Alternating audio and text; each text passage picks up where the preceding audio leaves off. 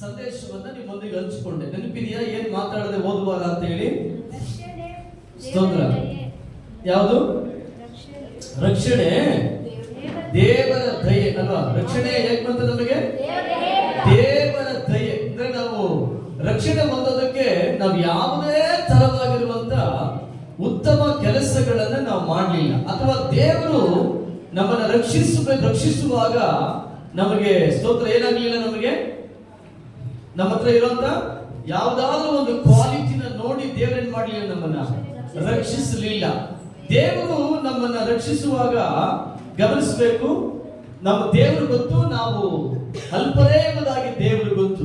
ಕರ್ತನು ನಮಗದು ಗೊತ್ತಿತ್ತು, ನಮ್ಮನ್ನೇನ್ ಮಾಡಿದ್ರು, ನಮ್ಮನ್ನ ರಕ್ಷಣೆ ಮಾಡಿದ್ರು. ಆಮೇಲೆ ಸರಿ, ಇವತ್ತು ವಾಕ್ಯದ ಒಳಗಡೆ ಹೋಗೋದಕ್ಕೆ ಮೊದಲು ಪುನಃ ನಾನು ನಿಮ್ಮ ಸಂಗಡ ಇನ್ನೊಂದು ಕಾರ್ಯನ ಮಾತಾಡ್ತೇನೆ. ನಮಗೆ ದೇವರ ಸಮ್ಮುಖ ಅನ್ನುವಂಥದ್ದು ಬಹಳ ಪ್ರಾಮುಖ್ಯ. ಯಾವುದು? ದೇವರ ಸಮ್ಮುಖ ನಮಗೆ ಬಹಳ ಪ್ರಾಮುಖ್ಯ. ಯಾಕೆ ನಮಗೆ ದೇವರ ಸಮ್ಮುಖ ಬೇಕು ಅಂತ ಹೇಳ್ತೀನಿ ಅಂತಂದ್ರೆ, ಒಂದು ನಾನು ಚೆನ್ನಾಗಿ ಗಮನಿಸ್ರಿ, ನಾವು ಯಾವಾಗೆಲ್ಲ ಪ್ರಾರ್ಥನೆಗೆ ಅಂತ ನಾವು ಹೋಗ್ತೀವೋ ಅವಾಗೆಲ್ಲ ನಾವು ದೇವರ ಪಾದಗಳಿಗೆ ಹೋಗಿದ್ದೀವಿ ಅಂತ ಅರ್ಥ. ಯಾವಾಗೆಲ್ಲ ನಾವು ಪ್ರಾರ್ಥನೆ ಇದ್ರೆ ನಾನು ಹೇಳೋದು ಚೆನ್ನಾಗಿ ಗಮನಿಸ್ಬೇಕು. ನಾವು ಯಾವಾಗೆಲ್ಲ ಸತ್ಯವೇದ ಓದಕ್ಕೆ ಹೋಗ್ತೀವಿ, ಯಾವಾಗೆಲ್ಲ ನಾವು ಪ್ರಾರ್ಥನೆ ಮಾಡಕ್ ಹೋಗ್ತೀವಿ, ಆ ಎಲ್ಲಾ ಸಂದರ್ಭಗಳು ಯಾವುದು ಅಂತ ನೀವು ಕೇಳಿದ್ರೆ ಅದು ದೇವರ ಸನ್ನಿಧಾನಕ್ಕೆ ಬರುವಂತ ಗುರುತುಗಳದೆಲ್ಲ. ಅದೆಲ್ಲ ಯಾವ್ದು? ದೇವರ ಸನ್ನಿಧಾನಕ್ಕೆ ಬರುವಂತ ಗುರುತು.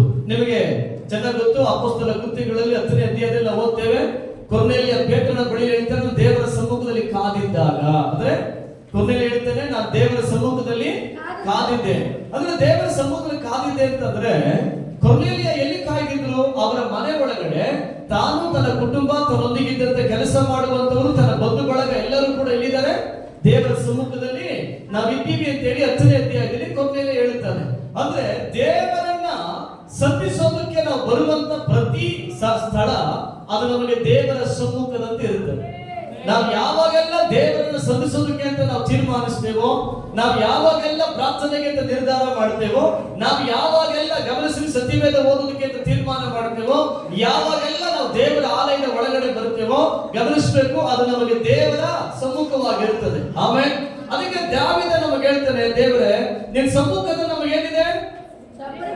ಪರಿಪೂರ್ಣ ಸಂತೋಷ ಇದೆ. ಎಲ್ಲ ಹೇಳಿ, ನಿಮ್ಮ ಸಮ್ಮುಖದಲ್ಲಿ ಪರಿಪೂರ್ಣವಾಗಿರುವಂತ ಸಂತೋಷ. ಆಸಕ್ತಿಯಾಗಿ ಹೇಳಿ, ನಿನ್ನ ಸಮ್ಮುಖದಲ್ಲಿ, ನಿನ್ನ ಸಮ್ಮುಖದಲ್ಲಿ ಚೆನ್ನಾಗಿ ಬರಲಿಲ್ಲ, ಇನ್ನು ಆಸಕ್ತಿಯಾಗಿ ಹೇಳಿ, ನಿಮ್ಮ ಸಮ್ಮುಖ.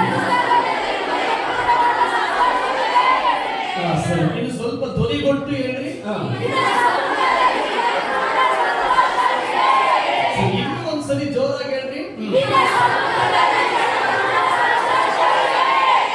ಸರಿ, ಅನೇಕರು ನೋಡಿ ಈ ಒಳ್ಳೆ ಪದನ ಉಪಯೋಗಿಸೋದಕ್ಕೆ ತುಂಬಾ ಯೋಚನೆ ಮಾಡಿ ಮಾತಾಡ್ತಾ ಇದ್ದೀವಿ ಅಲ್ವಾ? ಅನೇಕರು ಗಮನಿಸಬೇಕು, ನಾವು ಬಾಯಲ್ಲಿ ಏನ್ ಹೇಳ್ತಾ ಇದ್ದೀವಿ, ಬೈಬಲ್ ಹೇಳ್ತದೆ, ನೀವು ಏನನ್ನ ಬಾಯಿಂದ ನೀವು ಹೇಳ್ತೀರೋ ಅದು ನಿಮ್ಮ ಬಾಳ ನಡೀತದೆ ಅಂತ ಹೇಳ್ತದೆ. ಆಮೇಲೆ ಸತ್ಯವೇದ ವಚನ ಪ್ರಿಯರು ಅಂತ ಕರೀತದೆ. ಏನಂತ ಕರೀತದೆ?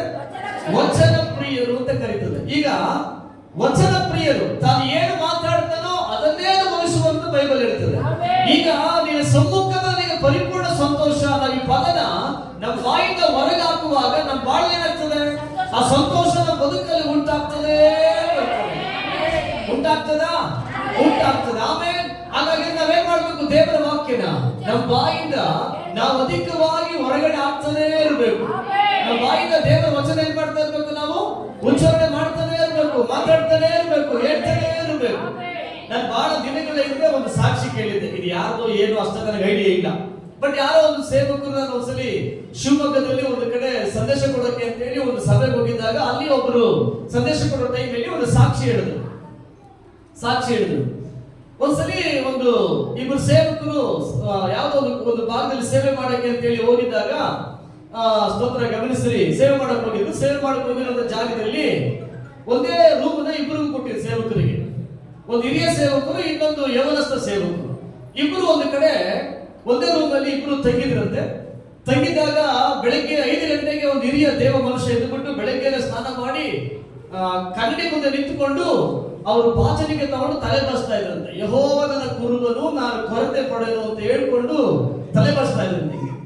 ತಲೆ ಬಸ್ತಾ ಇರ್ಬೇಕಾದ್ರೆ ಇನ್ನ ಹೆಂಗಾಗಿದ್ದಂತ ಯೂತ್ ಆಗಿದ್ದಂತ ಒಂದು ಸೇವಕರು ಮಲಗಿದ್ರಲ್ಲ, ಅವ್ರು ಎದ್ದು ಬಿಟ್ಟು ನೋಡಿದಂತೆ. ಎದ್ದು ನೋಡಿದಾಗ ತಲೆ ಬಾಚ್ತಾ ಇರುವಂತ ವ್ಯಕ್ತಿಗೆ ಏನಿಲ್ಲ, ತಲೆ ಕೂದಲೇ ಇಲ್ಲ.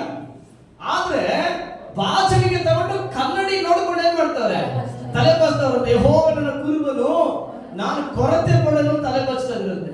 ಇವ್ರು ಮಲಗಿರೋ ವ್ಯಕ್ತಿ ಕೇಳಿದಂತೆ, ಅಯ್ಯ ನಿಮ್ ತಲೆ ಕೂದಲೇ ಇಲ್ಲ, ನೀವೇನ್ ತಲೆ ಬಾಚ್ತಾ ಇದ್ರ? ಅವಳಂತೆ, ನನ್ನ ಆತ್ಮೀಕ ಕಣ್ಣುಗಳಲ್ಲಿ ಕನ್ನಡಿಯ ಒಳಗಡೆ ನನ್ನನ್ನ ನೋಡ್ಬೇಕಾದ್ರೆ ಹೆಂಗಿದ್ದೀನಿ ಅಂತಂದ್ರೆ, ನನಗೆ ತುಂಬಾ ಹೇರಾಳವಾದ ಕೂದಲಿದೆ, ಎಷ್ಟೊಂದು ತಲೆ ಕೂದಲಿದೆ, ಅದನ್ನ ನೋಡ್ಕೊಂಡು ಬಾಚ್ತಾ ಇದ್ದೀನಿ ಎಂದು. ಗಮನಿಸಿ, ನೀವು ಯಾರಿವರು? ಸೇವಕರು, ಆತ್ಮೀಕ ಕಣ್ಣುಗಳು ಉಳ್ಳವರು. ಗಮನಿಸಬೇಕು, ಯೆಹೋವನ ಕುರುಬ, ನಾನು ಕೊರತೆನೇ ಇಲ್ಲ. ಅಂದ್ರೆ ಏನ್ ಹೇಳ್ತಾರೆ? ಕೊರತೆ ಇಲ್ಲ, ತಲೆ ಕೂದಲಿಗೂ ಕೊರತೆ ಇಲ್ಲ, ಅದಕ್ಕೆ ನಾನು ಬಾಚ್ತಾ ಇದ್ದೀನಿ ಅಂದ್ರಂತೆ. ಸರಿ, ಮಲಗಿದ್ದ ವ್ಯಕ್ತಿ ಎದ್ದಾಗ ಭಯಂಕರ ಸಣ್ಣಗಿದ್ದಂತೆ, ಇದು ತುಂಬಾ ಸಣ್ಣ ಇರುತ್ತೆ, ಯೂತ್ ಅಲ್ವಾ, ತುಂಬಾ ಸಣ್ಣ ಇದ್ರಂತೆ. ಅವರನ್ನ ನಿಲ್ಲಿಸ್ಬಿಟ್ಟು ಹೇಳುತ್ತೆ ಕನ್ನಡಿಲಿ, ನೀನು ನೋಡ್ಕೋ, ಹೆಂಗ್ ನೋಡ್ಕೋ, ನೀನನ್ನ ತುಂಬಾ ದಪ್ಪ ಇದೆಯಾ, ತುಂಬಾ ಒಳ್ಳೆ ಹ್ಯಾಂಡ್ಸಮ್ ಆಗಿದ್ಯಾ, ಒಳ್ಳೆ ಪರ್ಸನಾಲಿಟಿ ಆಗಿದ್ಯಾ, ಅದು ನೋಡ್ಕೊಂಡು ದಿನ ಹೇಳು, ಯೆಹೋವನ ಕುರುಬ, ನನಗೆ ಕೊರತೆ ಪಡೆ ಅಂತ ದಿನ ಹೇಳೋದ್ರಂತೆ. ಸರಿ, ಯವನಸ್ಥ ಹುಡುಗ ಸ್ವಲ್ಪ ದಿನಗಳಾದ ಮೇಲೆ ಅದೇ ತರ ಅಭ್ಯಾಸ ಮಾಡಿ ಅವ್ರು ಡೈಲಿ ಅರಿಕೆ ಮಾಡೋರಂತೆ, ಯೆಹೋವನ ಕುರುಬ, ನನಗೆ ಕೊರತೆ ಪಡಲು, ಹಸಿರು ಹುಲ್ಲುಗಾವಲನ್ನ ತಗ್ಗಿಸುವುದು, ವಿಶ್ರಾಂತಿಕರವಾದ ನೀರುಗಳ ಬಳಿಗಳನ್ನು ಬರಮಾಡುವುದು, ಡೈಲಿ ಹೇಳೋದಂತೆ. ಸ್ವಲ್ಪ ದಿನ ಕಳೆದ್ರೆ ಇದ್ದಕ್ಕಿದ್ದ ಹಾಗೆ ಒಣಕಲು ಕಡ್ಡಿಯಾಗಿದ್ದ ಮನುಷ್ಯ ಒಳ್ಳೆ ಸ್ಥಿತಿಗೆ ಬಂದು ನಿಂತ್ಕೊಂಡ್ರು. ಇದಕ್ಕೆ ಏನ್ ಕಾರಣ ಗೊತ್ತಾ? ವಚನ ಪ್ರಿಯರು. ಯಾರೇನ್ರಿ? ವಚನ ಪ್ರಿಯರು. ನಮ್ ದರ್ಶನ ಯಾವ ದರ್ಶನ ಗೊತ್ತಾ? ಅಯ್ಯೋ ನನ್ನ ಜೀವನ ಕೆಟ್ಟೋಯ್ತು, ಅಯ್ಯೋ ನಾನು ಹಿಂಗಾಗೋದೆ, ಅಯ್ಯೋ ನಮ್ಮ ಮನೆ ಹಿಂಗಾಗೋಯ್ತು, ಅಯ್ಯೋ ನನ್ನ ಮಕ್ಳು ಹಿಂಗಾಗೋದು, ಅಯ್ಯೋ ನನ್ನ ಗಂಡ ಹಿಂಗಾಗೋದ. ಇದು ನಮ್ ದರ್ಶನ. ಬಾಯಿ ಬಿಟ್ರೆ ಸಾಕು, ನಮ್ ದರ್ಶನ ಏನು? ನನ್ನ ದರ್ಶನ ನನ್ನ ಮನೆ ಹಾಳಾಗ್ಬಿಟ್ಟಿದೆ. ಹಲೋ, ಗಮನಿಸಿರಿ, ಇದನ್ನ ಹೇಳಿ ಹೇಳಿ ಹೇಳಿ ಹೇಳಿ ಹೇಳಿ ಇನ್ನ ಹೆಂಗಿದ್ದೀವಿ? ಹಂಗೆ ಇದ್ದೀವಿ. ಗಮನಿಸ್ರಿ, ಹೊರಗಡೆ ಬರ್ರಿ, ನಂಬಿಕೆಯಿಂದ ಮಾತಾಡ್ರಿ, ಕರ್ತನು ನನ್ನನ್ನು ಆಶೀರ್ವದಿಸ್ತಾನೆ. ನಂಬಿಕೆಯಿಂದ ಹೇಳ್ಬೇಕು, ದೇವರು ನನ್ನನ್ನ ಆಶೀರ್ವದಿಸ್ತಾರೆ. ನಾನು ಒಂದಿನ ಸ್ತೋತ್ರ, ಯಾರೋ ಒಬ್ರು ಮಾತಾಡ್ಬೇಕಾದ್ರೆ ಒಬ್ರಿಗೆ ಹೇಳಿದೆ, ಈ ಭೂಮಿಲಿ ಅಧಿಕವಾಗಿ ಸುಖವಾಗಿರೋ ಯಾರು ಗೊತ್ತಾ? ಪಾಸ್ಟರ್ಗಳು ಅಂತಂದ್ರೆ. ಏನ್ ಹೇಳಿ? ತುಂಬಾ ಯಾರು ಸುಖವಾಗಿರ್ತಾರೆ? ಪಾಸ್ಟರ್ಗಳೇ ಜಾಸ್ತಿ ಸುಖವಾಗಿರ್ತಾರೆ ಅಂತ ಹೇಳಿದೆ. ಅವ್ರು ಕೇಳಿದ್ರು, ಹೆಂಗೆ ಅಂತ ಕೇಳಿದ್ರು. ನಾನು ಹೇಳಿದೆ, ಹೆಚ್ಚು ಆಶೀರ್ವಾದ ಪಾಸ್ಟರ್ಗಳಿಗೆ ಜಾಸ್ತಿ ಅಂತ. ಹೆಂಗೆ ಅಂತ ಕೇಳಿದ್ರು. ಹೆಂಗೆ ಅಂತಂದ್ರೆ, ವಾಕ್ಯ ಹೇಳ್ತದೆ, ನೀವು ಯಾರಿಗಾದ್ರೂ ಮನೆಗೆ ಹೋಗಿ ಆ ಮನೆಯವರಿಗೆ ಶುಭವಾಗಲಿ ಅಂತ ಹೇಳ್ರಿ. ಅವ್ರು ಯೋಗ್ಯರಾಗಿದ್ರೆ ಅವ್ರಿಗೆ ಏನಾಗ್ತದೆ? ಶುಭ ಉಂಟಾಗ್ತದೆ. ನೀವು ಒಂದು ವೇಳೆ ಅವರು ಯೋಗ್ಯರಲ್ಲ ಅಂದ್ರೆ ನೀವು ಮಾಡಿದ ಆಶೀರ್ವಾದ ವಾಪಸ್ಸು ನಿಮಗೆ ಬರ್ಲಿ. ಅವಾಗ ಗಮನಿಸಬೇಕು, ಸೇವಕರು ಎಷ್ಟು ಮನೆ ಆಶೀರ್ವಾದ ಮಾಡ್ತಾರೆ ಹೇಳಕ್ಕೆ ಆಗಲ್ಲ. ಎಷ್ಟೊಂದು ಮನೆ ಆಶೀರ್ವಾದ ಮಾಡ್ತಾರೆ, ಮಾಡಲ್ಲ ಮಾಡ್ತಾರೆ ಅಂತ ನೋಡೋದ್ರಲ್ಲಿ ಏನ್ ಹೇಳ್ತಾರೆ? ದೇವ್ರೆ ಈ ಅಪ್ಪನ ಆಶೀರ್ವಾದ ಮಾಡಿ, ಅಮ್ಮನ ಆಶೀರ್ವಾದ ಮಾಡಿ ಹೇಳ್ತಾರೆ ಇರ್ತಾರೆ. ದೇವ್ರೆ ಆಶೀರ್ವಾದಿಸು ಅಲ್ವಾ? ಈಗ ಆಶೀರ್ವಾದ ಮಾಡಿಸ್ಕೊಳ್ಳೋ ವ್ಯಕ್ತಿ ಬೈಬಲ್ ಹೇಳೋದು, ಅವನು ಯೋಗ್ಯನಾಗಿದ್ರೆ ಅವನ ಬಳಿ ನೀನು ಮಾಡಿದ ಆಶೀರ್ವಾದ ತಂಗುತ್ತದೆ. ಒಂದು ವೇಳೆ ಆ ಆಶೀರ್ವಾದಕ್ಕೆ ಅವನು ಯೋಗ್ಯನಲ್ಲ ಅಂದ್ರೆ ನೀನು ಮಾಡಿದ ಆಶೀರ್ವಾದ ರಿಟರ್ನ್ ಯಾರಿಗೆ? ನಿನಗಲ್ಲ, ಸೇವಕನಿಗೆ, ಮೀನ್ಸ್ ನನಗೆ. ಅದಕ್ಕೇನೆ ನೀವು ಕಣ್ಣಿಗೆ ಕಂಡಾಗೆಲ್ಲ ಹೆಂಗಿರ್ತೀವಿ ನಾವು, ಅವ್ರಿಗೇನು ಕೊರತೆ ಬಿಡ್ರಿ ಅಲ್ಲೇ ಅಲ್ವಾ? ಯಾವುದೇ ಪಾಸ್ ನೋಡ್ರು ಅವ್ರಿಗೇನು ಕೊರತೆ, ಅವ್ರೇನು ಕಾರಲ್ಲೇ ಹೋಗ್ತಾರೆ. ಯಾಕೆ ಹೋಗ್ತಾರೆ ಗೊತ್ತಾ? ಅವ್ರು ಶಿಕ್ಷಿತರೆಲ್ಲ ಏನ್ ಮಾಡ್ತಾರೆ? ಆಶೀರ್ವದಿಸು ಒಂದು ಆಮೇಲೆ ಬದಲು ಯಾರನ್ನ ಆಶೀರ್ವಾದ ಮಾಡಲ್ಲ ನೋಡ್ರಿ. ನಾವು ಮಾಡ್ತೀವ? ಈ ನಮಗೊಂದು ಬೇಸರ, ಪಕ್ಕದಲ್ಲಿ ನೋಡಿ ತಿರುಗಿ ನೋಡ್ರಿ, ಸುಮ್ಮನೆ ತಿರುಗಿ ನೋಡಿ, ಈ ಹುಡುಗ ಮೇಲೆ ಬಂದ್ಬಿಟ್ರೆ ನನ್ನ ಸ್ವಲ್ಪ ಕೋಪ. ಅದಕ್ಕೆ ನಾನು ಮೇಲ್ ಬರಲ್ಲ, ಅವಳು ಮೇಲ್ ಬರಲ್ಲ, ನಾನು ಮೇಲ್ ಬರಲ್ಲ, ಅವಳು ಮೇಲ್ ಬರಲ್ಲ. ಗೊತ್ತಾ ನಿಮಗೆ? ಇನ್ನೊಬ್ಬರ ಏಳಿಗೆನ ಬಯಸಿದ್ರೆ ನಮ್ಮ ಏಳಿಗೆನ ಯಾರು ಬಯಸ್ತಾರೆ? ನಮ್ಮ ಆಶೀರ್ವಾದನ ನಮಗೆ ಬೇಕು ಅಂದ್ರೆ ನನ್ನ ನೆರೆಯವನ ಆಶೀರ್ವಾದನ ಬಯಸ್ಬೇಕಲ್ಲ? ಹಲ್ಲೆಲೂಯಾ, ಕರೆಕ್ಟಾ? ನಮ್ಮ ಆಶೀರ್ವಾದ ನಮಗೆ ಬೇಕು ಅಂದ್ರೆ ನಮ್ಮ ನೆರೆಯವನ ಆಶೀರ್ವಾದನು ಬಹಳ ಇಂಪಾರ್ಟೆಂಟ್. ನಮ್ಮ ನೆರೆಯವನ ಆಶೀರ್ವದಿಸಬೇಕು. ನಾನು ತುಂಬಾ ಚಿಕ್ಕವನಾಗಿದ್ದಾಗ, ಅಂದ್ರೆ ರಕ್ಷಣೆ ಬಂದ ಪ್ರಾರಂಭದಿಂದಲೇ ನಮಗೆ ನಮ್ಮ ಸೇವಕರು ಒಂದು ಕಥೆ ಹೇಳಿದ್ರು, ಚಿಕ್ಕ ಕಥೆ ಹೇಳಿದ್ರು, ಬಹಳ ಅದ್ಭುತವಾದ ಕಥೆ. ಒಂದು ಊರಲ್ಲಿ ಇಬ್ಬರು ರೈತರು ಇದ್ರಂತೆ. ಇಬ್ಬರು ರೈತರು, ಎಷ್ಟೊಂದು ರೈತರು ಇರ್ತಾರೆ, ಬಟ್ ಅವ್ರು ಇಬ್ಬರು ಮುಖ್ಯವಾದ ರೈತರು. ಅದರಲ್ಲಿ ಒಬ್ಬ ರೈತ ರಾತ್ರಿಯೆಲ್ಲ ಪ್ರಯಾಸ ಪಟ್ಟು ತನ್ನ ಹೊಲಕ್ಕೆ ಕಟ್ಟೋರಂತೆ. ರಾತ್ರಿ ಎಲ್ಲ ಕಷ್ಟಪಟ್ಟು ತನ್ನ ಹೊಲಕ್ಕೆ ಏನ್ ಮಾಡೋದು? ನೀರು ಕಟ್ಟೋದು. ಬೆಳಿಗ್ಗೆ ಕರೆಕ್ಟ್ ಆಗಿ 5 ಗಂಟೆಗೆ ಇನ್ನೊಬ್ಬ ರೈತ ಬರೋಣಂತೆ. ಬಂದು ಒಡನೆ ಇವನು ಹೊಲ ನೀರು ಕಟ್ಟಿರ್ತಾನಲ್ಲ, ಇವನು ಗದ್ದೆ ಬದುನ ಕಿಡಿದು ಬಿಟ್ಟು ಇವನ ಹೊಲಕ್ಕೆ ನೀರೆಲ್ಲ ಬಿಟ್ಕೊಂಡ್ಬಿಡೋರಂತೆ, ಗದ್ದೆ ಮೇಲೆ ಕಂಪ್ಲೀಟ್. ಅವಾಗ ಈ ನೀರೇನಾಯ್ತು? ಈ ಹೊಲದಲ್ಲಿ ನೀರಿಲ್ಲ. ಏನಾರ ಅವನ ಕೇಳೋಣ ಅಂತಂದ್ರೆ ಅವನು ದೊಡ್ಡ ಜಗಳ ಗಂಟಿಲ್ಲ, ಅವನು ಎದುರಿಸಕ್ಕೆ ಆಗಲ್ಲ. ಭಯಂಕರ ಕಿಡಿಗೇಡಿ, ಭಯಂಕರ ಬಲಶಾಲಿ. ಅವನು ಟಚ್ ಮಾಡಿ ಅವ್ರು ಹೊರಹಾಕ್ಬಿಡ್ತಾರೆ. ಇವ್ನು ತುಂಬಾ ದಿನ ಯೋಚನೆ ಮಾಡ್ದ, ಏನ್ ಮಾಡ್ದೆ ಈ ವಿಷಯ ತಪ್ಪಿಸ್ಕೊಳಕ್ಕೆ, ಏನಾದ್ರು ಪ್ಲಾನ್ ಮಾಡ್ಬೇಕಲ್ಲ ಅಂತ ಹೇಳಿ ಈ ರೈತ ತುಂಬಾ ದಿನ ಯೋಚನೆ ಮಾಡದಂತೆ. ಒಂದಿನ ಪ್ಲಾನ್ ಮಾಡಿ ಏನ್ ಮಾಡ್ದ ಗೊತ್ತಾ? ಈ ಸಮಸ್ಯೆಗೆ ತಪ್ಪಿಸ್ಕೊಳ್ಬೇಕು ಅಂದ್ರೆ ಪರಿಹಾರ ಒಂದೇ ಅಂತ ಹೇಳಿ ಇವನು ರಾತ್ರಿ ತನ್ನ ಹೊಲಕ್ಕೆ ನೀರು ಕಟ್ಕೊಳ್ಳೋ ಬದಲು ಮೊದಲು ಇವನ ಹೊಲಕ್ಕೆ ನೀರು ಕಟ್ಟಿರೋದು. ದಿನ ಯಾರು ತೊಂದರೆ ಮಾಡ್ತಾರೆ ನೋಡ್ರಿ, ಅವನ ಹೊಲಕ್ಕೆ ನೀರು ಕಟ್ಟಿ ಆಮೇಲೆ ಇವನ ಹೊಲಕ್ಕೆ ನೀರು ಕಟ್ಕೊಂಡಂತೆ. ನಡೆದ ವಿಷಯ ಗೊತ್ತಾ?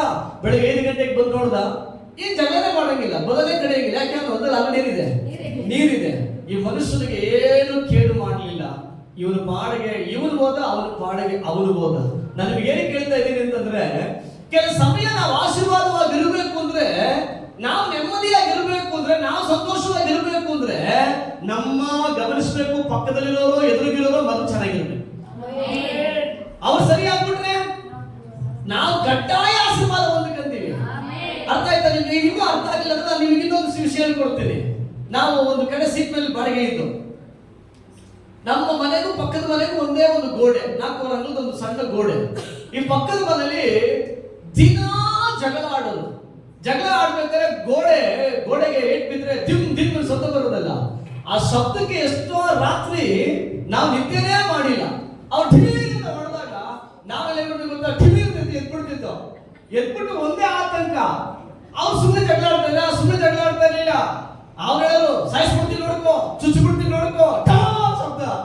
ನಮ್ಗೆ ಹೆಂಗಿರ್ತದ ಪಕ್ಕದಲ್ಲಿ? ನೆಮ್ಮದಿ ನಿದ್ದೆ ಮಾಡಕ್ಕಾಯ್ತದ? ಎಷ್ಟೋ ರಾತ್ರಿ ನಿದ್ದೆನೇ ಮಾಡಿಲ್ಲ. ಒಂದಿನ ಕೋಪ ಬಂದು ನಾನು ಅವ್ರಿಗೆ ಹೋಗ್ಬಿಟ್ಟು ಬಿಡ್ಬೇಕು ಅಂತ ಬಾಗಿಲು ತೆಗಿಸ್ದೆ. ಬಾಗಿಲು ತೆಗೆದ ಹೊಡೆದೆ, ಅಣ್ಣ ಅಂದ್ರು. ಅಯ್ಯೋ ಒಳ್ಳೆ ಕಥೆ ಅಂತಲೇ ಹೋಗ್ಬಿಟ್ಟು ಅಪ್ಪ ಏನೋ ಮಾಡ್ಬಿಟ್ಟು ಹೋಗ್ಬಂದು ಹೊರಗಡೆ ಕಳಿಸ್ದೆ. ತಿರ್ಗಾ ಜಗಳ. ಏನ್ ನಡೀತು ಗೊತ್ತಾ? ಗಮನವಾಗಿ ಕೇಳಿಸ್ಕೊಂಡ್ರಿ. ಅವ್ರು ಜಗಳ ಆಡುವಾಗೆಲ್ಲ ನಮ್ಮ ನೈಟ್ ಪ್ರೇಯರ್. ಅವ್ರು ಯಾವಾಗೆಲ್ಲ ಜಗಳ ಆಡ್ತಾರೋ ಅವಾಗೆಲ್ಲ ಮಣಕ ಅನ್ನೋದು, ದೇವ್ರೆ ಹೆಂಗಾದ್ರೂ ಈ ಮನೆ ಆಶೀರ್ವಾದ ಮಾಡು, ಇವ್ರ ಜಗಳ ತಪ್ಪು, ದೇವರ ಕಣ್ಣಿಂದ ಚೆನ್ನಾಗಿರ್ಬೇಕು, ಸುಖವಾಗಿರ್ಬೇಕು. ತಗೋ ಪ್ರಾರ್ಥನೆ ಸ್ಟಾರ್ಟ್. ನೀವು ನಂಬಲ್ಲ, ತುಂಬಾ ದಿನಗಳ ಕಾಲ ನಮ್ಮನ್ನ ಅವ್ರು ರಾತ್ರಿ ಪ್ರಾರ್ಥನೆ ಮಾಡಿಸ್ಬಿಟ್ಟವ್ರು. ನಿಮ್ಗೆ ಅರ್ಥ ಆಗ್ತಾ ಇದೆಯಾ? ಪಕ್ಕದಲ್ಲಿ ಸಂತೋಷವಾಗಿದ್ರೆ ನಮ್ಗೇನಾಗ್ತದೆ? ಸಂತೋಷವಾಗಿರ್ತದೆ. ಪಕ್ಕದಲ್ಲಿರೋನೇ ಸಂತೋಷ ಇಲ್ಲ ಅಂತ ಇಟ್ಕೊಳ್ರಿ, ನಮ್ಗೆ ಏನ್ ಮಾಡಕ್ಕಾಗಲ್ಲ, ಸಂತೋಷವಾಗಿರಕ್ಕಾಗಲ್ಲ. ಹಾಗೆ ಗಮನಿಸಬೇಕು, ದೇವರ ಮಕ್ಕಳಾದಂತ ನಾವು ಯಾವಾಗಲೂ ಮತ್ತೊಬ್ಬರ ಹಿತನ ಬಯಸೋದನ್ನ ಕಲಿಬೇಕು. ಯಾರ? ನಮ್ಮ ನೆರೆಯವರ ಹಿತವನ್ನ ಬಯಸಬೇಕು. ಯಾಕೆ? ನಮ್ಮ ನೆರೆಯವರ ಹಿತವಾಗಿದ್ರೆ ನಮಗೇನು ಉಂಟಾಗ್ತದೆ? ಹಿತ ಉಂಟಾಗ್ತದೆ. ಅದಕ್ಕೆ ನಾವೇನ್ ಮಾಡ್ಬೇಕು? ಯಾವಾಗ್ಲೂ ಆಶೀರ್ವದಿಸೋದನ್ನ ಕಲಿಬೇಕು. ಇತರರನ್ನ ಆಶೀರ್ವದಿಸೋದನ್ನ ಕಲಿಬೇಕು. ಇತರರನ್ನ ಗಮನಿಸಬೇಕು. ನಾವು ಯಾವಾಗ್ಲೂ ಏನ್ ಮಾಡ್ತಾ ಇರ್ಬೇಕು? ಆಶೀರ್ವಾದ ಮಾಡ್ತಾನೆ ಇರ್ಬೇಕು. ಎಲ್ಲರೂ ಏನ್ ಮಾಡ್ತಾ ಇರ್ಬೇಕು? ಯಾಕೆ ಆಶೀರ್ವಾದ ಮಾಡಬೇಕು? ಯಾಕೆ ಮಾಡ್ಬೇಕು? ನಾವು ಸುಖವಾಗಿರ್ಬೇಕು, ಅವ್ರ ಆಶೀರ್ವಾದ. ಒಂದು ರಹಸ್ಯ ದೇವರು ಒಳಗಡೆ ಇಟ್ಟಿದ್ದಾರೆ, ಒಂದು ವಾಕ್ಯ ಇದೆ, ಹೇಗೆ ಅಲ್ವಾ?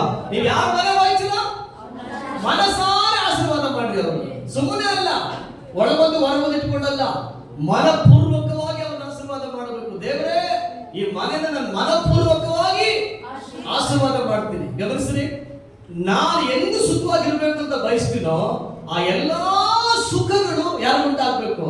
ನಾನು ಯಾರ ಮನೆಗೆ ಅವ್ರು ಪ್ರಾರ್ಥನೆ ಮಾಡ್ತೇನೆ ಅವ್ರು ಉಂಟಾಗಬೇಕು. ಹಂಗ ಪ್ರಾರ್ಥನೆ ಮಾಡಬೇಕು. ಸರಿನಾ? ನಾವು ಒಳಗೊಂದು ಇಟ್ಕೊಂಡು ದೇವ್ರೆ ಹುಷಾರ್ ದೇವ್ರೆ ನೋಡ್ಕೊಂಡು ಆಶೀರ್ವಾದ ಮಾಡಿ ಹಾಗೆಲ್ಲ ಹೇಳಬಾರದು. ಯಥಾರ್ಥವಾದ ಆಶೀರ್ವಾದ ಮಾಡಬೇಕು. ಒಂದು ಮನೆಯನ್ನ, ಒಂದು ವ್ಯಕ್ತಿನ. ನಮ್ಗೆ ಅರ್ಥ ಆಗ್ತಾ ಇದೆಯಾ? ಮನಪೂರ್ವಕವಾಗಿ ಆಶೀರ್ವಾದ ಮಾಡಬೇಕು. ಯಾಕೆ? ಮನಪೂರ್ವಕವಾಗಿ ಆಶೀರ್ವಾದ ಮಾಡೋದನ್ನ ಪರಲೋಕ ಗಮನಿಸ್ತಾನೆ ಇರ್ತದೆ. ಗಮನಿಸಿ ಏನ್ ಮಾಡ್ತದೆ ಗೊತ್ತಾ? ಸರಿ, ಇವ್ರು ತನ್ನ ನೆರೆಯವರ ಆಶೀರ್ವಾದನ ತುಂಬಾ ಬಯಸ್ತಾನೆ ಅಂತ ಹೇಳಿ ಕತ್ತಲೆ ಮಾಡ್ತಾರೆ ಗೊತ್ತಾ? ನಮ್ಮನ್ನ ಆಶೀರ್ವಾದ ಮಾಡ್ತಾರೆ. ನಮ್ಮನ್ನ ಆಶೀರ್ವಾದ ಮಾಡ್ತಿಲ್ಲ. ನಮ್ಮನ್ನ ಆಶೀರ್ವಾದ ಯಾವಾಗ ಮಾಡ್ತಾರೆ ಹೇಳ್ರಿ? ಹೆಂಗೆ ಆಶೀರ್ವದಿಸ್ಬೇಕು ನೆರೆಯವ್ರನ್ನ? ಮನಪೂರ್ವಕವಾಗಿ. ಎಲ್ಲ ಹೇಳ್ರಿಗೆ ಮನಪೂರ್ವಕವಾಗಿ. ಆಮೇಲೆ ಸರಿ, ಗಮನವಾಗಿ ಕೇಳಿಸ್ಕೊಳ್ರಿ. ನೀವು ಒಂದು ವೇಳೆ ಕೇಳ್ಬೋದು, ನೀವು ಈ ತರ ನಿಜವಾಗ್ಲೂ ಆಶೀರ್ವದಿಸ್ತೀರ ಅಂತ. ಸತ್ಯವಾಗ್ಲೂ ಮಾಡ್ತೀನಿ. ಆಮೇಲೆ ಅಲ್ಲೇ ಲೋಯ. ಸರಿ, ನನಗೆ ಸ್ತೋತ್ರ, ಒಂದು ದಿನ ಒಂದು ವ್ಯಕ್ತಿ ನನ್ನ ನೆನಪು ಬರ್ತಾನೆ ಇದ್ದಾರೆ, ನಾನು ಅದನ್ನ ಹೇಳ್ಬಿಟ್ಟು ಮುಂದೆ ಹೋಗ್ತೀನಿ. ಒಂದಿನ ಒಂದು ವ್ಯಕ್ತಿ ನನಗೆ ತುಂಬಾ ತೊಂದರೆ ಮಾಡ್ಬಿಟ್ಟು, ತುಂಬಾ ಡಿಸ್ಟರ್ಬ್ ಮಾಡಾಕ್ಬಿಟ್ಟು, ಹೆಂಗಿದ್ರೆ ಅವ್ರಿಗೂ ಫೋನ್, ಒಂದೊಂದ್ಸಲಿ ಫೋನ್ ಮಾಡೋದು, ಭಯಂಕರ ಡಿಸ್ಟರ್ಬ್. ಬೈಕಲ್ಲಿ ಹೋಗ್ತಾ ಇರ್ತೀನಿ, ದಿಢೀರ್ ಫೋನ್ ಬಂದ್ಬಿಡ್ತದೆ, ಮರಿರ್ತೀನಿ, ಸಡನ್ ಫೋನ್ ಬರ್ತದೆ, ತಿಂತಾ ಇದ್ದೀನಿ, ಫೋನ್ ಬಂದ್ಬಿಡ್ತದೆ. ಏನು ಪ್ರಾಬ್ಲಮ್ ಅಂತ ಕೇಳಿದ್ರೆ ಅವ್ರು ಫೋನ್ ಮಾಡಿದ ಒಡನೆ ಹೇಳೋದು, ಅಣ್ಣ ಎಲ್ಲ ಮುಗ್ದೋಯ್ತಣ್ಣ ಅನ್ನೋ. ನನಗೆ ಹೆಂಗ ಆಗ್ಬಿಡ್ತು ಅಂದ್ರೆ ನೀವು ನಂಬೋದಿಲ್ಲ, ಭಯಂಕರ ಸಮಾಧಾನ ಆಗೋಯ್ತು.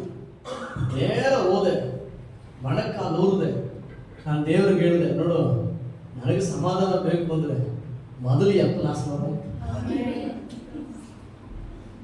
ಸತ್ಯ ಹಂಗೆ ಪ್ರಾರ್ಥನೆ ಮಾಡಿದೆ, ದೇವ್ರೆ ಇವ್ರ ಕಾಲ ತಾಳ್ಕೊಳಕ್ ಆಯ್ತಾ ಇಲ್ಲ, ನನಗೆ ನೆಮ್ಮದಿ ಬೇಕು, ನನಗೆ ನೆಮ್ಮದಿ ಬೇಕು ಅಂದ್ರೆ ನೀನೇನ್ ಮಾಡ್ಬೇಕು ಇವಾಗ? ಈ ಅಪ್ಪನ ಆಶೀರ್ವಾದ ಮಾಡಬೇಕು. ನಿಜ ಹೇಳ್ತೀನಿ, ದೇವರ ಸಮ್ಮುಖದಲ್ಲಿ ಕಣ್ಣೀರು ಬಿಟ್ಟು ಪ್ರಾರ್ಥನೆ ಮಾಡಿದೆ. ಅಪ್ಪ ನೀನ್ ಏನ್ ಮಾಡ್ತೀಯ ಬಿಡ್ತೀಯ ಗೊತ್ತಿಲ್ಲ, ಈ ಅಪ್ಪನ ಕಾಟ ತಾಳಕ್ಕಾಯ್ತಾ ನನ್ನ ಕೈಲಿ, ಫಸ್ಟ್ ಆಶೀರ್ವಾದ ಮಾಡುವಂತೆ. ನೀನ್ ನಂಬೋದೇ ಇಲ್ಲ, ಮಾರನೆ ಅಂದ್ರೆ ನನಗೆ ಅವಕಾಶ ಏನ್ ಗೊತ್ತಾ? ಒಂದೇ ರಾತ್ರಿ ಅವಕಾಶ. ಅವ್ರು ಹೇಳ್ತಾರೆ, ಅಣ್ಣ ನನ್ಗೆ ಏನಾರ ಅದ್ಭುತ ನಡೀಲಿಲ್ಲ ಅಂದ್ರೆ ಬೆಳಗ್ಗೆ ನನ್ನ ಬೀದಿಗೆ ಬರ್ತೀನಿ. ನನಗೆ ಒಂದೇ ಟೆನ್ಷನ್, ಇದ್ದೇ ಇಷ್ಟು ಟೆನ್ಷನ್ ಕೊಡ್ತಾರೆ, ಬೀದಿಗೆ ಬಂದ್ರೆ ಏನ್ ಮಾಡ್ಬೋದು ಇವರು?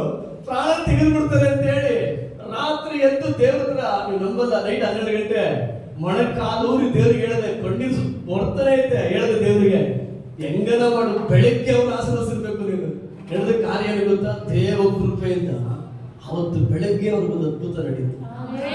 ಅದ್ಭುತ ನಡೆದ ಮೇಲೆ ಇವಾಗ ಅವ್ರು ಫೋನ್ ಮಾಡ್ತಾರೆ, ಸತ್ಯವಾಗ್ಲೂ ಫೋನೇ ಮಾಡಲ್ಲ, ಇವರು ಫೋನೇ ಇಲ್ಲ ಅವ್ರು. ಇವಾಗ ನನಗೆ ನೆಮ್ಮದಿ ತೋರಿ, ನಿಮಗೆ ನೆಮ್ಮದಿ ಬೇಕಾ? ಯಾರಿಗೆಲ್ಲ ಬೇಕು ನೆಮ್ಮದಿ? ಆಮೇಲೆ ಕೈಗಳೇ ಇರ್ತಾವ ನೋಡ್ರಿ, ಅಲ್ಲೇ ನಿಮಗೆ ಯಾರಿಗೆ ನೆಮ್ಮದಿ ಬೇಕು ಅಂತ ಹೇಳ್ತೀರೋ, ನಿಮ್ಮನ್ನು ಯಾರು ತೊಂದರೆ ಪಡಿಸ್ತಾರೋ ಅವ್ರ ಸುಖಕ್ಕಾಗಿ ಮೊದಲು ದೇವ್ರ ಮುಂದೆ ಮೊಣಕಾಲು. ಅಲ್ಲೇ ಲೂಯ, 100ಕ್ಕೆ 100 ಭಾಗ ಸತ್ಯ. ನೀವು ಪ್ರಾರ್ಥಿಸಲಿ, ಕರ್ತನು ನಿಮ್ಮನ್ನು ಹಾಗೆ ಆಶೀರ್ವದಿಸ್ತಾನೆ. Amen, amen, amen. ಇದು ವಾಸ್ತವ ವಿಷಯ, ಕಡ್ಡಾಯವಾಗಿದ್ದು ಒಳ್ಳೆ ವಿಷಯ. ಅನುಸರಿಸಲಿ, ಕರ್ತನು ನಿಮ್ಮನ್ನು ಆಶೀರ್ವದಿಸ್ತಾರೆ. ಆಮೆನ್. ಸರಿ, ಕರ್ತನ ನಾಮಕ್ಕೆ ಮಹಿಮೆ ಉಂಟಾಗಲಿ ಅಂತ ದೇವರ ಮಕ್ಕಳು ತಮ್ಮ ಬಾಯ ಒಳಗಡೆ ಯಾವಾಗ್ಲೂ ಏನ್ ಮಾಡ್ತಾ ಇರ್ಬೇಕು? ಆಶೀರ್ವಾದವುಳ್ಳ ವಚನಗಳನ್ನ ಏನ್ ಮಾಡ್ತಾನೆ ಇರ್ಬೇಕು, ಹೇಳ್ತಾನೆ ಇರ್ಬೇಕು. ನಾನು ಆಗ್ಲೇ ಹೇಳಿದೆ, ದೇವ ಸಮ್ಮುಖ ಒಂದು ವಿಶ್ವಾಸಿಗೆ ಬಹಳ ಪ್ರಾಮುಖ್ಯ. ಯಾವ್ದು ಬಹಳ ಪ್ರಾಮುಖ್ಯ? ದೇವರ ಸಮ್ಮುಖ. ಯಾಕೆ? ದೇವರ ಸಮ್ಮುಖದಲ್ಲಿ ನಾವಿರುವ ತನಕ ನಮಗೆ ಎಲ್ಲಾ ವಿಧವಾಗಿರುವಂತ, ಗಮನಿಸ್ರಿ, ಮನಸ್ಸಮಾಧಾನ, ಸಂತೋಷ, ನೆಮ್ಮದಿ, ಆನಂದ, ಪ್ರತಿಯೊಂದು ನಮಗೆ ದೇವ ಸಮ್ಮುಖ ದೊರೀತಾ ಇರ್ತದೆ.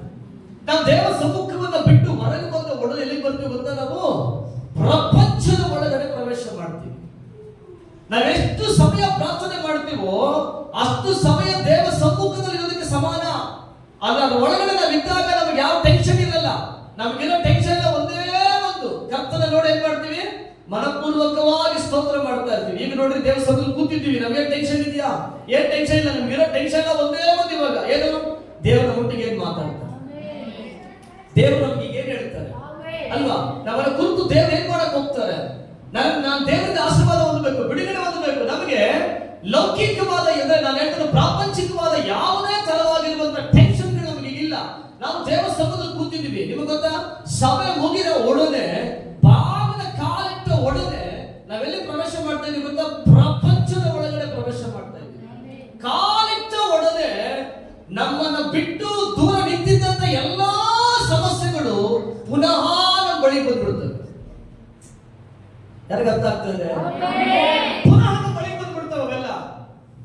ನಾವ್ ಹೇಳ್ತೀವಿ, ಸಭೆಯ ಒಳಗಡೆ ಇದ್ದಾಗ, ಪ್ರಾರ್ಥನೆ ಮಾಡ್ತಾ ಇದ್ದಾಗ ನಾನು ಸ್ವಲ್ಪ ಸಂತೋಷವಾಗಿದ್ದೆ, ಬಟ್ ಈಗ ಯಾಕೆ ಸಂತೋಷ ಇಲ್ಲ? ನಾನು ತಿರುಗಿ ಪ್ರವೇಶ ಎಲ್ಲಿಗೆ ಮಾಡಿದೆ?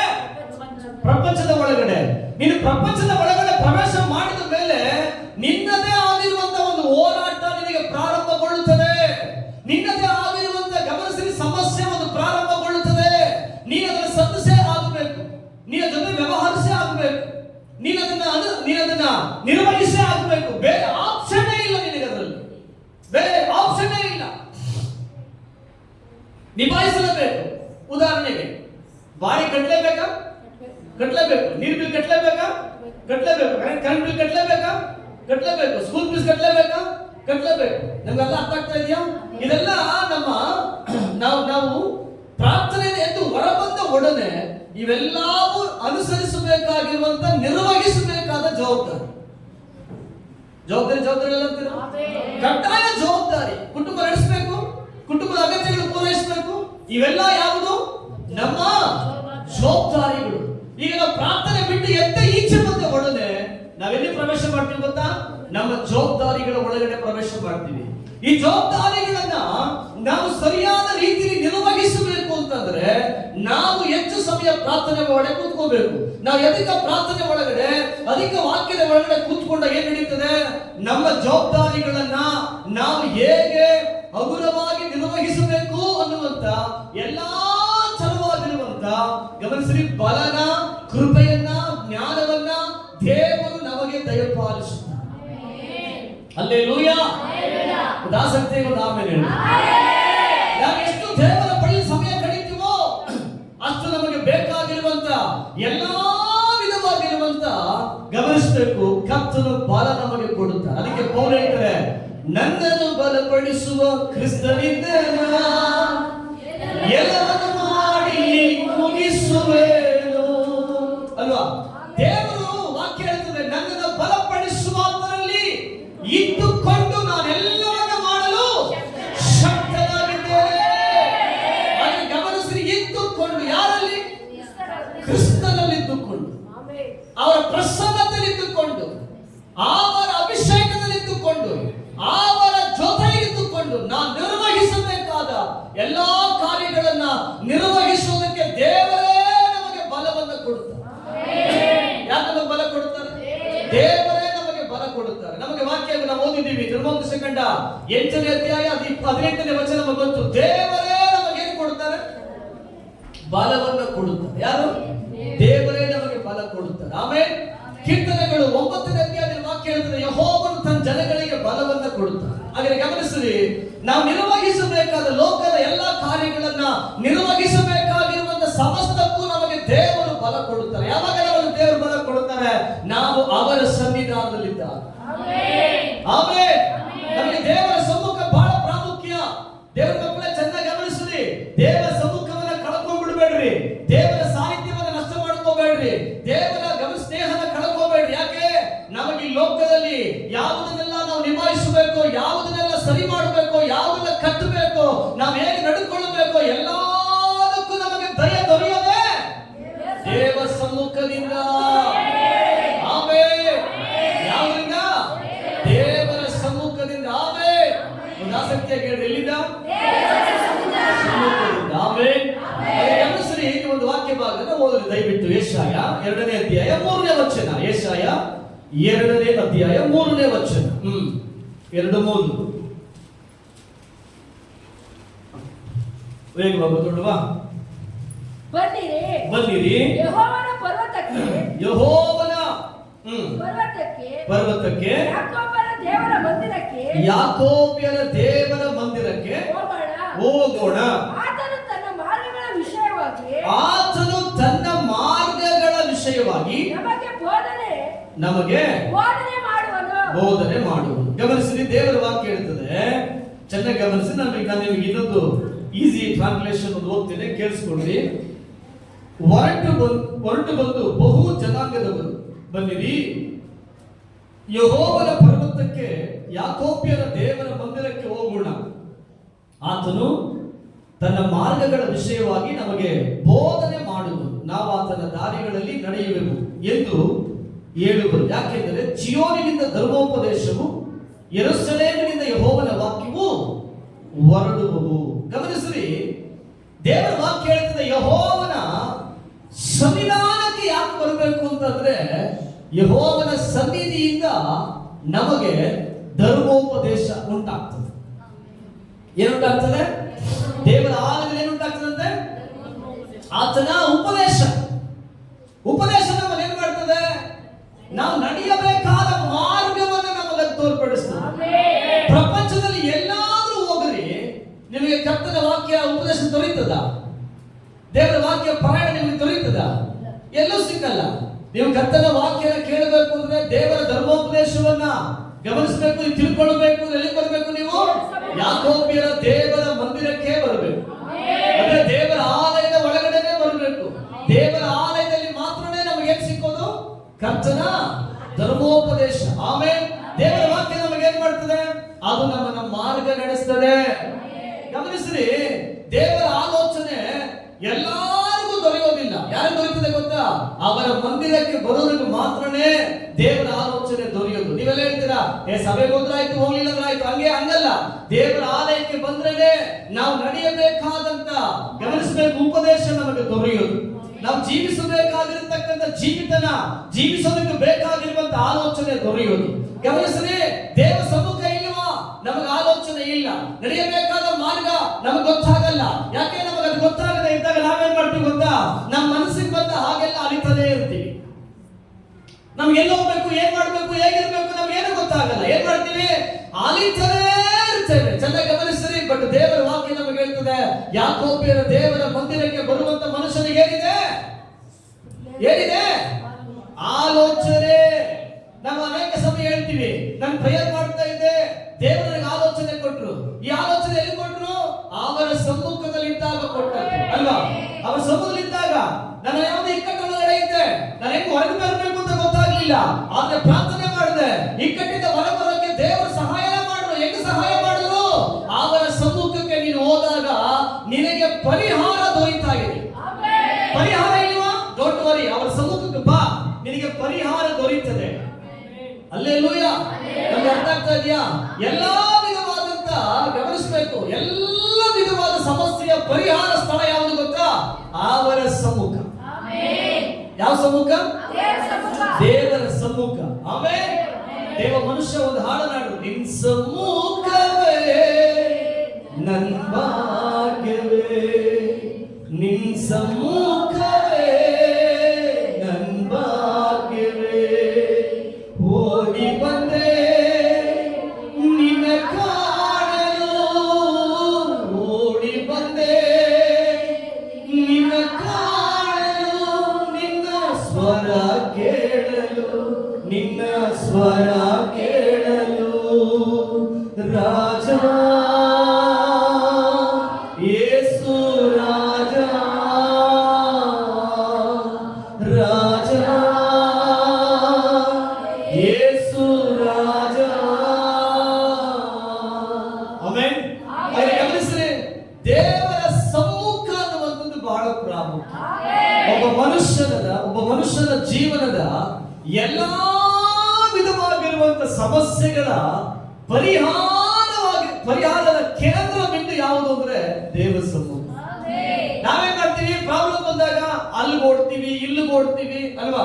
ಎಲ್ಲೆಲ್ಲೋ ಓಡ್ತೀವಿ. ಓಡಿ ಓಡಿ ಓಡಿ ಓಡಿ ಬಳಲಿ ಆಯಾಸಗೊಂಡು ನಮ್ಮ ಬದುಕಲ್ಲಿ ಎಲ್ಲಾ ಮುಗೀತು ಅಲ್ಲ, ಎಲ್ಲ ಕ್ಲೋಸ್, ಇನ್ನೇನು ಮಾಡಕ್ಕಾಗಲ್ಲ. ಆದ್ರೆ ಗಮನಿಸ್ರಿ, ದೇವ ಸಮ್ಮುಖವನ್ನ ಯಾವ ಮನುಷ್ಯ ಅಭ್ಯಾಸ ಮಾಡಿಕೊಳ್ಳುತ್ತಾನೋ, ದೇವ ಸಮ್ಮುಖದಲ್ಲಿ ಬರೋದನ್ನ ಯಾವ ಮನುಷ್ಯ ತನ್ನ ಪಳಗಿಸ್ಕೊಳ್ತಾನೋ ಆ ಮನುಷ್ಯ ಭಾಗ್ಯವಂತ.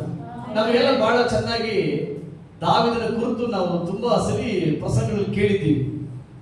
ದಾವಿದ ಏನೇ ಪ್ರಾಬ್ಲಮ್ ಬರಲಿ ಏನ್ ಮಾಡ್ತಾ ಇದ್ದೇನೆ?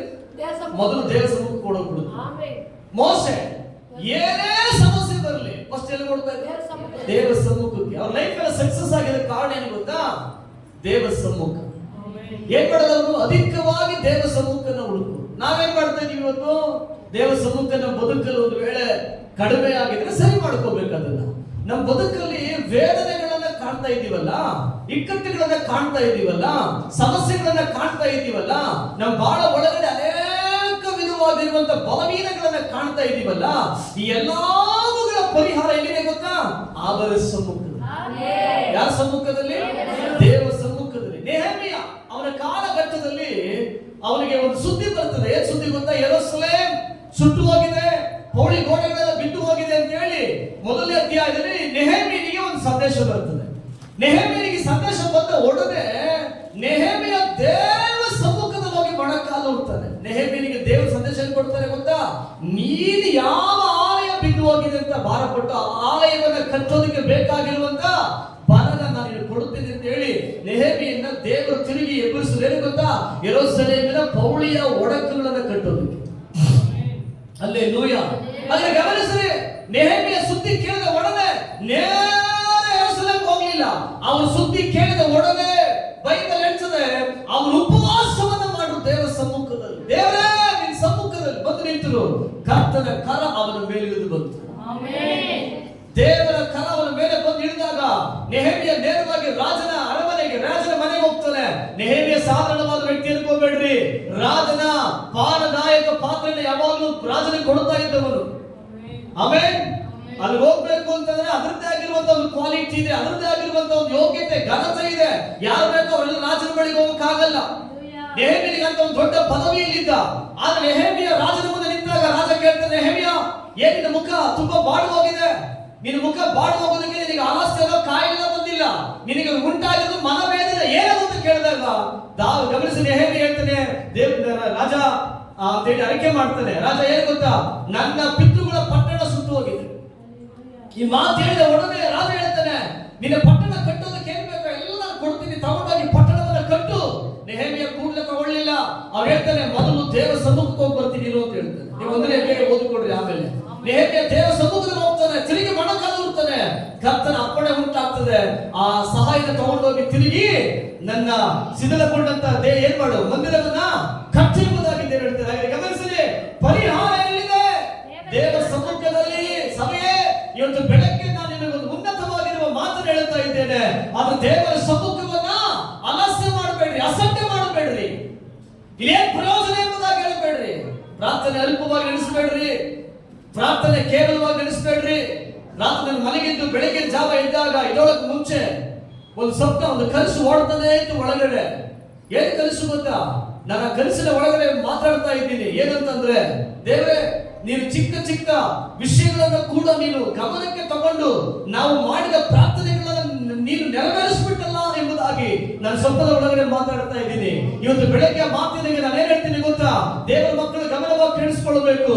ನೀವು ದೇವರ ಪಾದಗಳಲ್ಲಿ ಸಮಯವನ್ನ ಕಳೆದು ನೀವು ಮಾಡುವಂತ ಸಣ್ಣ ಪ್ರಾರ್ಥನೆ ಕೂಡ ಅವರು ತಿರಸ್ಕಾರ ಮಾಡೋದಿಲ್ಲ, ಅವರು ಅಲಸ್ಯ ಅಂತ ಬಿಟ್ಟು ಬಿಡೋದಿಲ್ಲ. ನೀ ದೇವರ ಬಳಿಗೆ ಬಂದು ನೀನು ಮಾಡುವಂತ ಚಿಕ್ಕ ಪ್ರಾರ್ಥನೆ ಕೂಡ ಅವರ ಸಮ್ಮುಖದಲ್ಲಿ ನಿನಗೊಂದು ದೊಡ್ಡ ಬಲ ಬರ್ತದೆ. Hallelujah, hallelujah. ನೀವು ಒಂದು ವೇಳೆ ಪ್ರಾರ್ಥನೆ ಮಾಡಿ ಒಂದು ವೇಳೆ ಮರೆತು ಹೋಗಿರಬಹುದು, ಪ್ರಾರ್ಥನೆ ಮಾಡಿ ಒಂದು ವೇಳೆ ಬಿಟ್ಟು ಬಿಡಬಹುದು. ಆದರೆ ದೇವರ ವಾಕ್ಯ ಗಮನವಾಗಿ ಕೇಳಿಸಿಕೊಳ್ಳ್ರಿ. ಅವರ ಸಮ್ಮುಖದಲ್ಲಿ ಇಟ್ಟಂತ ಮೊರೆ ನಿಶ್ಚಯ ನಿಶ್ಚಯ